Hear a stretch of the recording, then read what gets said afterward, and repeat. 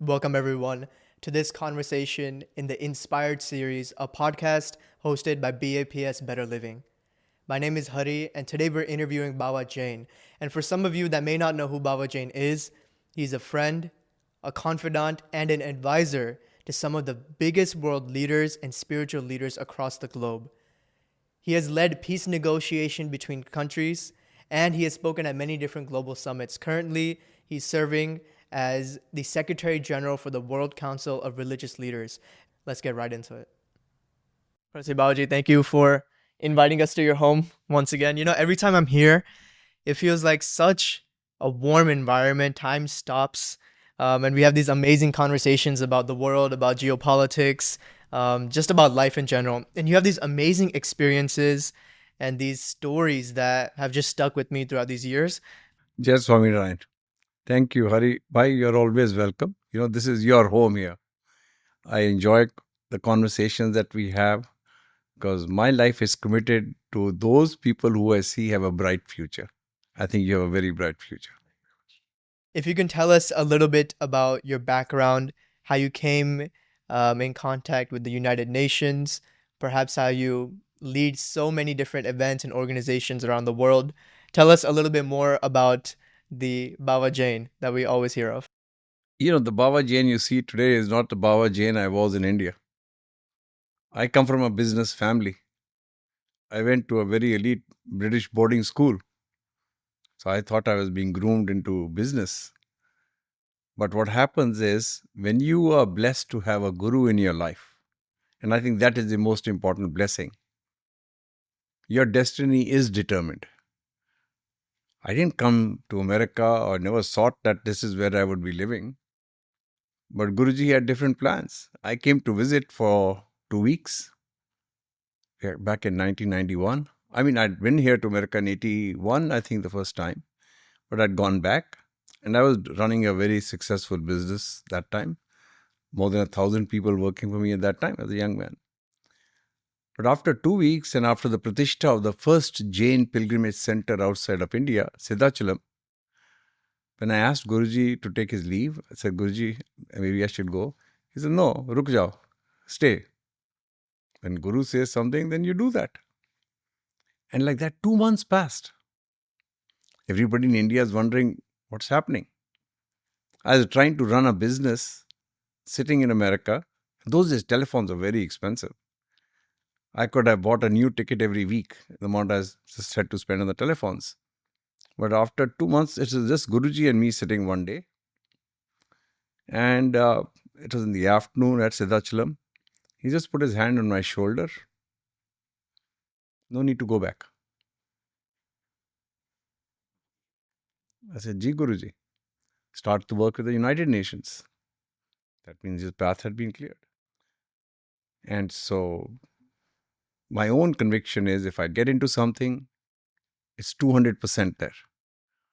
So I started making some connections, making some friends, getting the Jain organization affiliated with the United Nations was the first step.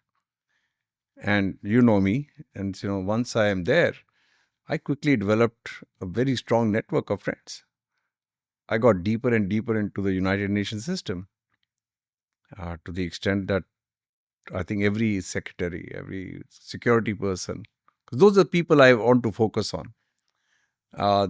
I think those are the people who matter most, in my opinion. Treat people well, especially those ones who are often looked over.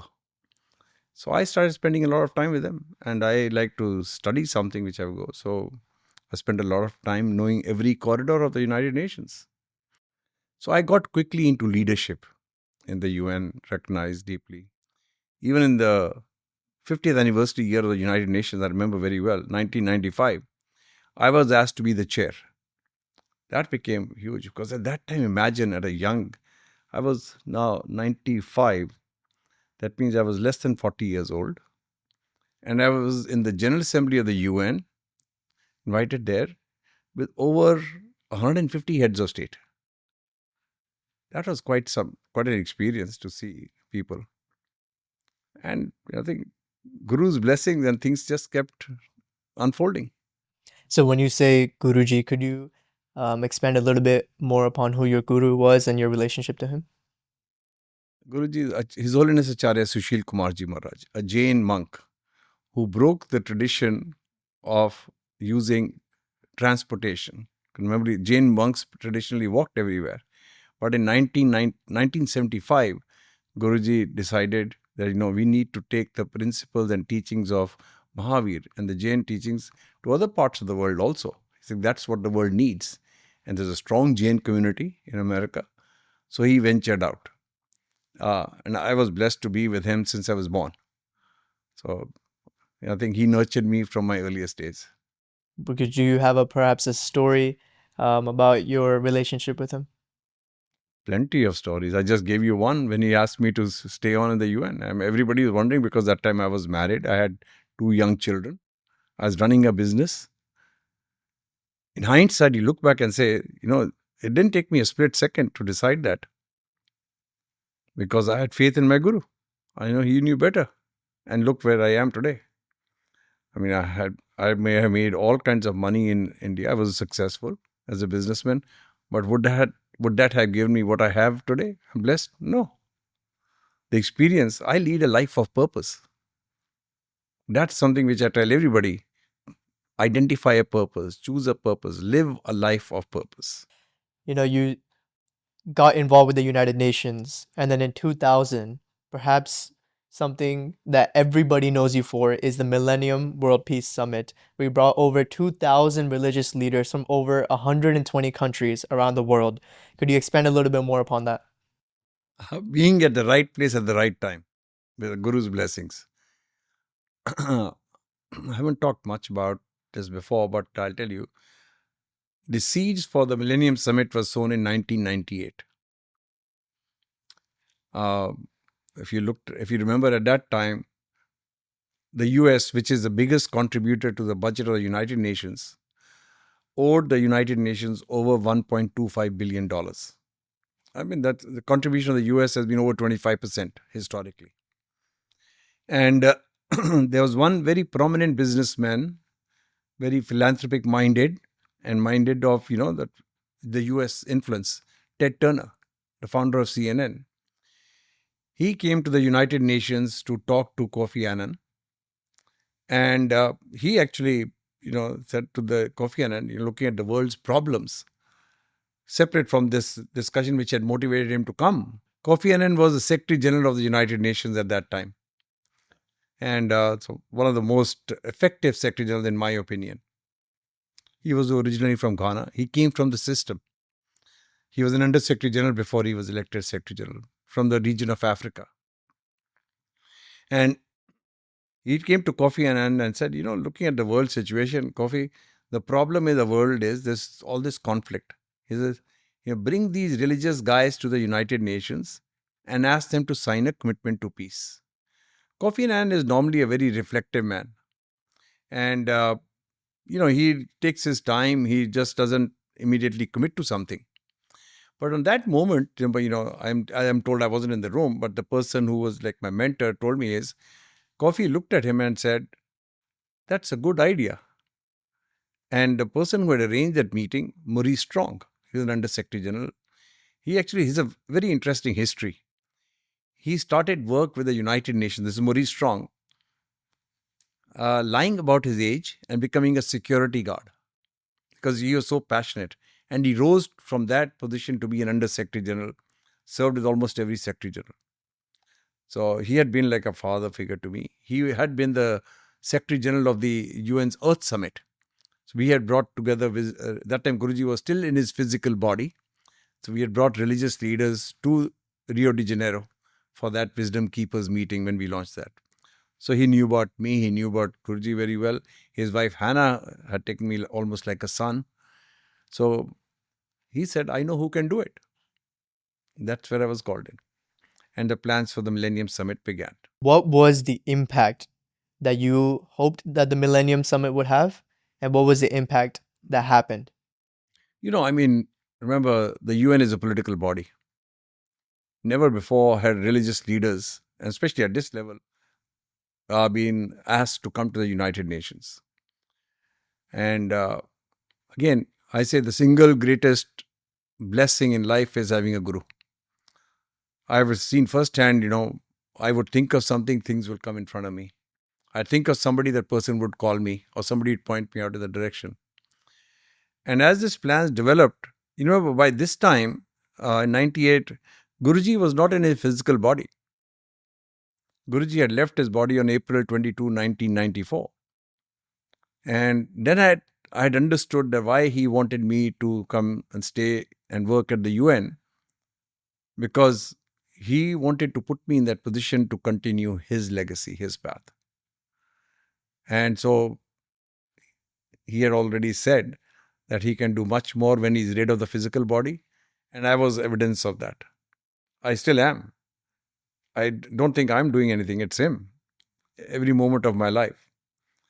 And so that I was asked to be the secretary, I think is also a direct blessing of Guruji and his doing. And I started to see how to put that together. I had had some experience because my mother would tell me, when I was about a year old, she took me to the first, it was called Vishwa Dharm Sammelan, first gathering of religious leaders at the Ram Leela Maidan in Delhi, where over 5 lakh is what, 500,000 people, right? That many people had come. So maybe right from my earliest days, I was being groomed into that kind of a position. And it is a Herculean task because, separation of church and state and keeping religion out of political atmosphere. So it was all started with a Herculean task and then navigate ourselves. One of the leaders that came to this event is a very famous story within BAPS. His Holiness Pramukh Swami Maharaj was at this event. Could you tell us a little bit about your relationship with Pramukh Swami Maharaj and a story perhaps you have from this event? When you talk about Bapa, I've been blessed to know Bapa from a long time, and primarily through Guruji again. Remember, good things in my life have all happened with Guruji. And talking about a good story is, I remember when Guruji was still in his body, in his physical form, Bapa had come to Siddhachalam. And Guruji and him sitting and talking. These are two esteemed leaders of the world, right? And there they are. They were like children. To see that innocence and see that enthusiasm and joy, like you could see, these are two brothers, people very, very close. So I can never forget that. And then the part which struck me most deeply was the day Guruji decided to leave his body, April 22, 1994. One of the first calls I got was from Bapa. He knew that personally that was a very difficult time for me. I'd met him and interacted with him many times with Guruji. And Bapa's simple words were, Muchu, I'm here. And for me, that's a father figure. My Guru's brother is my Guru's Guru Bhai, right? The same. So that gave me a lot of reassurance and touched me deeply. So ever since, I had a great connection with Bapa. Then coming to the Millennium Summit, and I think organizing such a huge event, which we wanted to be impactful, one of the first people I went to see was Bapa. I went to Bapa and I said, this is what I've been entrusted with. I need your blessings and I need your support. I need BAPS and the volunteers because I know how effective they are, how good they are. I've seen it a number of times in my life before. And Bapa blessed me, took me on. And that made my task so much easier because I didn't have to worry about so much of the logistics, and know people that I can trust, who would handle people at the highest level and give them the utmost respect. So that was Bapa's doing. And the challenges, I know the Maryada very well. I know the code of conduct, not allowed. And that's out of respect, reverence. It's not out of discrimination, as some people would sometimes make you believe. So all I did was fold hands, pray, and we could pull it off. And people, even within BAPS, didn't believe that Bapa himself would come. I knew very well because Baba had made that commitment to me. And when he came, it was very effective. It was very profound. We had also arranged for him to meet the UN Secretary Kofi Annan privately. And Baba made quite an impression on everybody, I would say. Everybody. And the great beneficiary of all that was me. You've mentioned that Bapa is one of the most transformational leaders of our time. Do you have perhaps a story or perhaps expansion upon why you've said that? There are many, many stories. I think I remember once when there was a earthquake, was it in Haiti? I got a call from Yagnavala Swami that Bapa wants us to send help there. So my first question was, do you have members there? I said, no. I said, why do you want to help? No, because there are people who are suffering. We want to help. Oh my God. I said, that touched me deeply. I said, look at them. They care. Then we arranged and they sent the contribution through UNICEF. The big earthquake in Kutch, right? In Bhuj and Kutch, right? In the whole region. And the stories I would hear and the instances that I would constantly hear about Bapa. Making sure people, who've lost their glasses, they get their glasses. People who don't have food, they have their food. The medical supplies, they have the medical supplies. Basic needs. Papa could be sitting and just, doing it. But he would himself go. He had enough volunteers to go and do it. But that wasn't enough for Papa. He was hands-on. So how many leaders take that on hands-on? That is very inspiring. And that, to me, is very transformational. He always talked about unity, bringing people together, not about separation. Never talked about, I'm superior and you are inferior. Everybody's equal. He just was a fountain of love. And you could see that even in his eyes and his speech. Anybody knows Bapa, knows that he is just an embodiment of love. At the same time, we also know that he has a childlike ability of great humor. So he would intersperse that. That was very endearing. So I have been fortunate to meet the major leaders of the world. Few as authentic and as touching and as transformational as Baba. One of the things that you believe in very deeply is that you believe that to change the world, the main quality you need to have is leadership. Why do you think that? I'll qualify that first, Haribhai. To me, everyone is a leader. Everyone, irrespective. What level of leadership they are called to is different. We are not here to judge. But everyone has the ability. We need to create that right environment and circumstances and the guidance and the education and be the role model for everyone to realize their fullest potential. That is a leader. A leader is not one who can be measured by how many followers he has, but by how many leaders he made, how people he transformed into leadership. Just going back to Baba, look at his life. How many sadhus did he create? How many of the volunteers, came? I remember PSM 100, I can never forget that. 84,000 volunteers dedicated day and night and serving. They were all in leadership position. Everyone was a leader. They took on the responsibilities.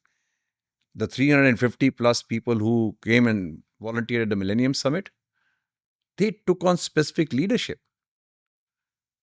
Where did they learn that from? Baba. So there is leadership inherent in everyone. When they are inspired and you create the right circumstances and the atmosphere, they blossom. So the problem is us who do not recognize, who do not believe, who do not nurture and see that everyone is a leader. So change that whole perception. Give that person the respect. Invest in the person. And don't judge what is more important, being leadership on a world scale or in a community or in your family. It's all leadership. Many people in the world today believe that leadership happens at the top. But you've mentioned a lot of times that leadership doesn't require a title. Could you expand upon that a little bit more? Why do you need a title? What you need is a purpose in life. You need direction. What we are missing most often times is not having clarity of purpose, clarity of mission, and not having the right guidance. So that's why having a guru in life already points you in the right direction. Because leadership is, we are born with those abilities of leadership. Its question is, are we allowing a system to create the environment for those leaders to manifest and to shine? So it's incumbent on each one of us to invest in our younger people, in our children and the children's children. And remember, when I say family, family is everybody. I follow the principles of Vasudhaiva Kutumbakam. The world is one family. That is our ethos. That's what distinguishes us. So if that is true, and we believe in that, then everybody matters. It's not only some people who are privileged and only some people matter. Because if you have that mindset and that ethos that only I matter or my community matters, you're going to quickly find out at some point that that is flawed. You make a mistake.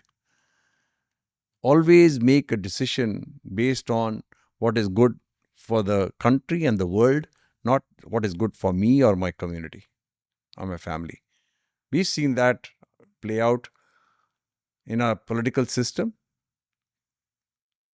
We are as divided as we could ever have been, but that's not who we are.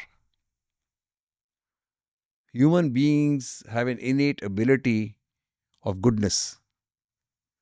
There may be a few exceptions, okay, but that's a challenge to work with them. So I always tell a person that take on those challenges, and especially those people who you fundamentally have disagreements with. That's where real transformation lies. And having a guru, when you see, they work with everybody. Have you seen Bapa? I haven't encountered one person really who could say anything even remotely bad about Bapa or saying anything negative about Bapa. Right? You think he didn't encounter all kinds of personalities? Yes, he did. I've witnessed those things. But he chose to see how he would react. So all we have to do simply is develop the ability to observe, be sincere, have integrity, and do not just look for personal laurels and personal fame. Never be attached to that. Don't even look for recognition. For honestly, for me personally, people say things are written about me on Google or articles. You know what, Haribhai? I never looked at them. I just don't feel like looking at them. I don't want to. Because I know it's my Guru, it's his blessings, and we'll continue to serve. I never want that to get to my head. And that's why I say that everybody has that ability in us, in them, to be that leader. The problem is with our system and a society who doesn't create the necessary environment for that person to blossom. That's what we need to do. And coming from the background that we do, having such a profound guru, that's what distinguishes us. Because our whole life is dedicated to serve. We're not here trying to acquire anything for our personal selves. And I always like to tell people,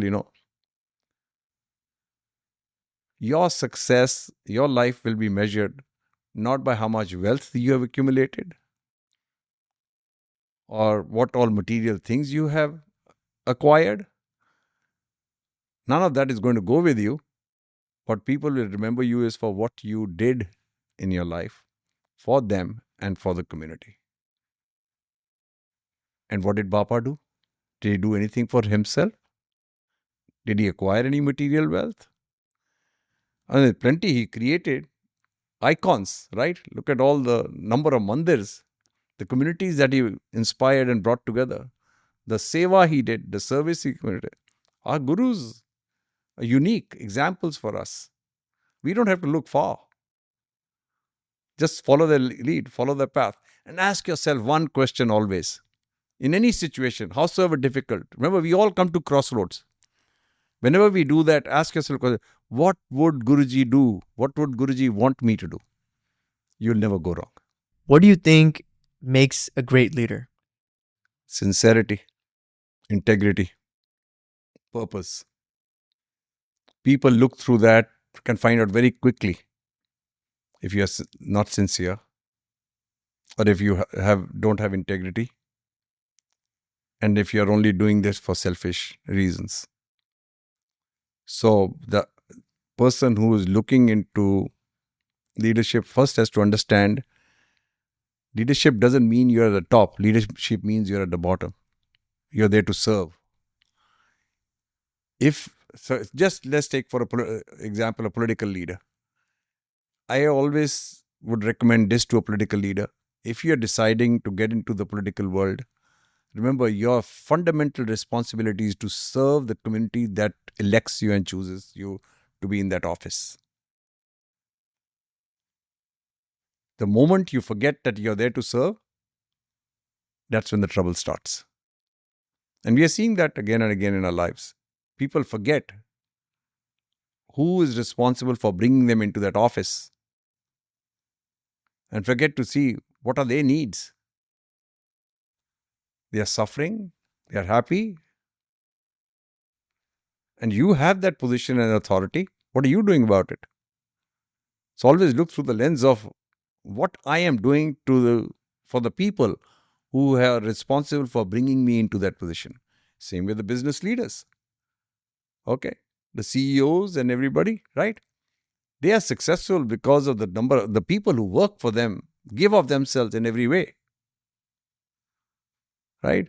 And for a religious leader, I look simply, if you want to see a good leader, you see how many leaders they have created. You see how many people they have empowered. See who they surround themselves with. And you'll know who's a good leader.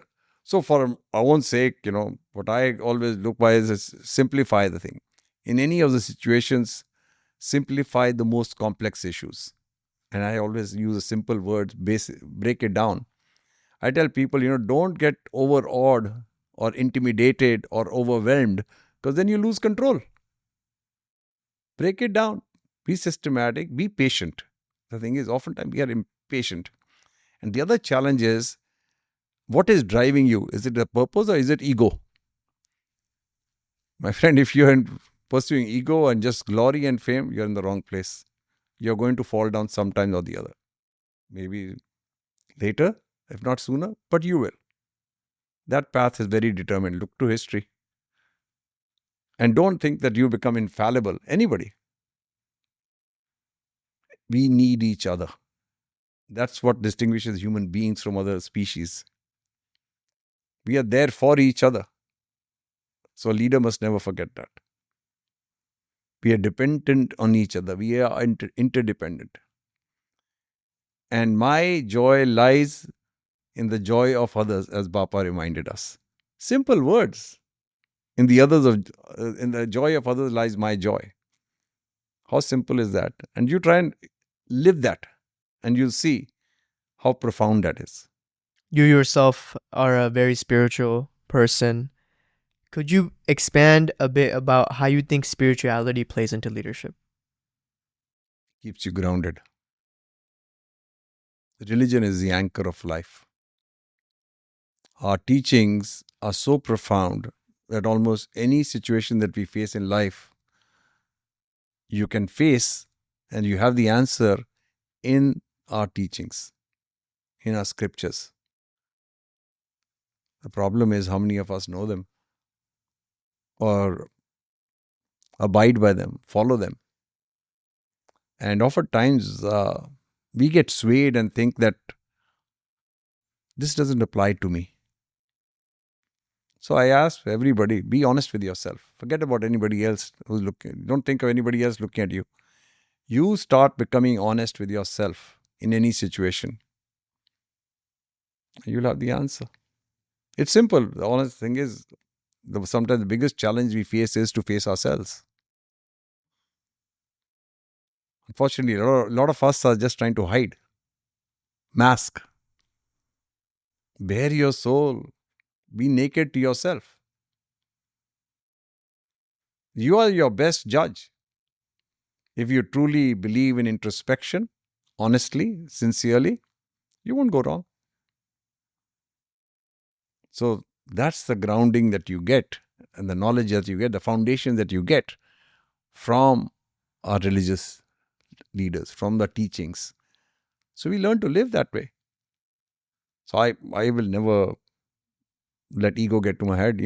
I tell you, in my own life experience, there are airports I arrive at where I'm received straight at the aircraft, security cars on the tarmac, and you go ahead. You don't even have to worry about your luggage or anything. It comes.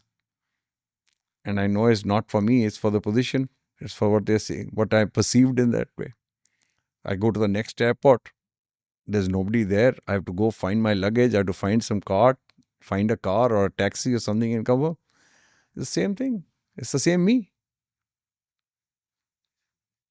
That's who I am. So I don't ever get attached to those things and feel a sense of entitlement. Because that's something which just happens with us, a sense of entitlement. So remain humble, my friend.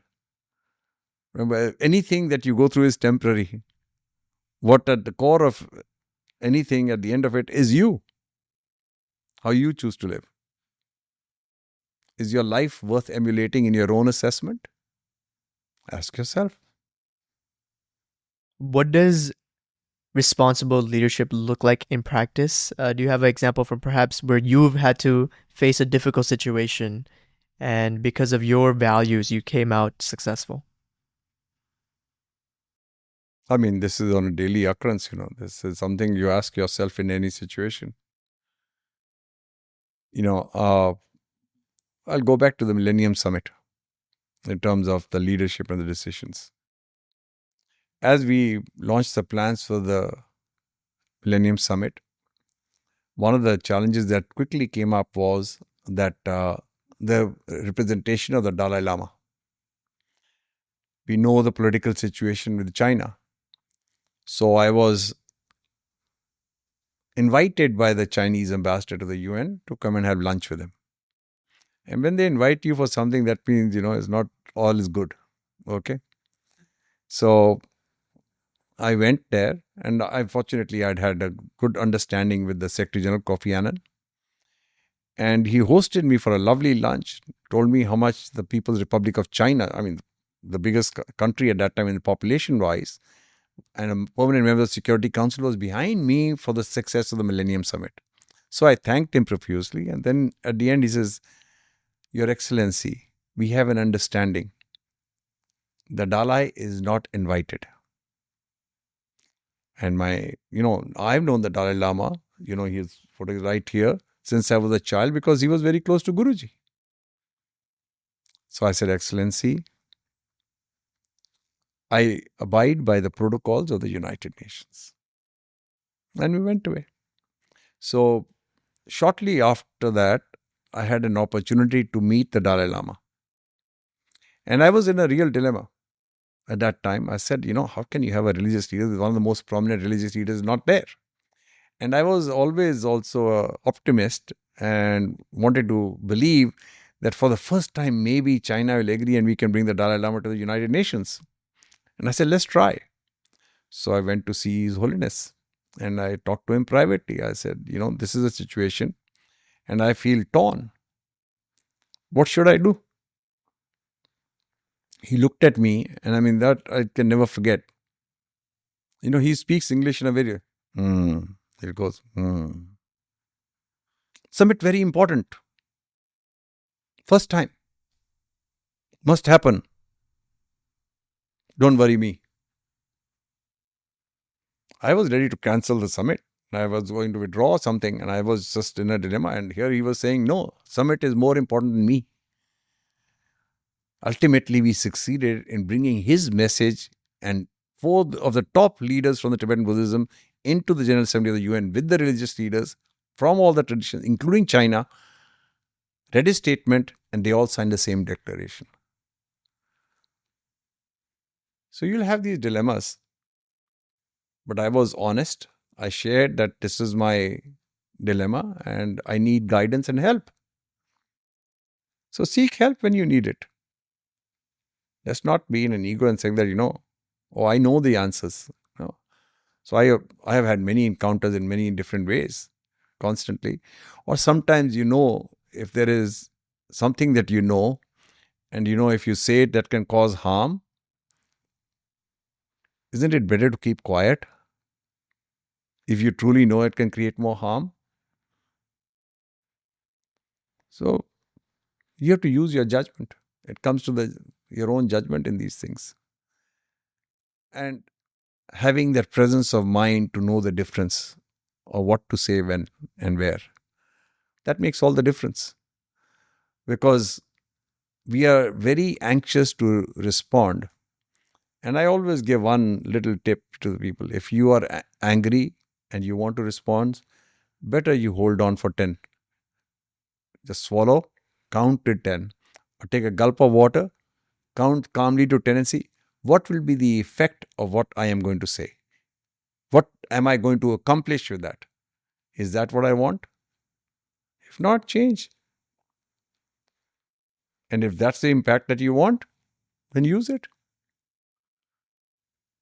So I always say it in self-restraint. I'll always bring it back to self. Because that's my conviction. And I think, on a global stage, if you see, all it takes is one person to change the world. It doesn't take much. So if you believe in yourself passionately, that you think you can make a difference, go for it. Don't hesitate. Don't wait for anybody else. Don't wait for any, giving you approval or legitimacy. You believe it, prove it. Go for it. And if you don't succeed, it's okay. At least you gave it your fullest. Then learn to adapt and learn from those experiences that you encounter. So bring it again to simplicity. This word complex should be eliminated. The other word which I think should be eliminated from our vocabulary is a lot of people in anything, oh, I'm bored. Bored of what? There is so much going on. Honestly, I don't know the definition of bored. I never feel that. There is so much going on. Even I may be alone for hours. But there's so much going on. So much we can be doing. Prayers, Kriya, Cheshta, Mantra, all the time. You'll never be bored. So it is not that difficult, not that complex. It really, at the end of the day, in anything, is very simple. Are you simple? That's the question. Ask yourself. Any message for the world at large? The world at large is, when there is adversity and difficulty, when we are at a stage, we've lost all hope or losing hope, rekindle that flame, have the hope. Because unique leaders manifest or rise during times of adversity and difficulty. So in this situation is, even start small. What can I do for my neighbor? Or my little community that I live in? Or the place I work? Or the school that I go to? Reach out. People are very lonely. People are losing hope. If you can be that spark and hope or the support for one person, life is worth living. Don't think big even, what is at a world scale. Just start by small. And the ripple effect will grow. And especially now when there is so much uncertainty and we are divided. This is the time for us to go and do more. Serve and serve. Be there. Just ask, what can I do for you? Don't worry, it will be all right. We are here together. Some people don't have the means. Go provide for them. Even if you don't want them to know about it, do it quietly. Even more fulfilling. But don't just sit back and give up on hope. The day you give up on hope, you might as well end your life. and you have a lovely life ahead of you. Have hope and be that leader who's going to blaze the trail that generations to come will want to emulate. This series is called the Inspired series. Any last message you have to inspire our viewers? I mean, fortunately for me, what I have experienced with BAPS is that you people have a clear purpose and clear direction. You have a guru who you believe in and follow. And I know intentionally, unintentionally, you want to do no harm to anybody.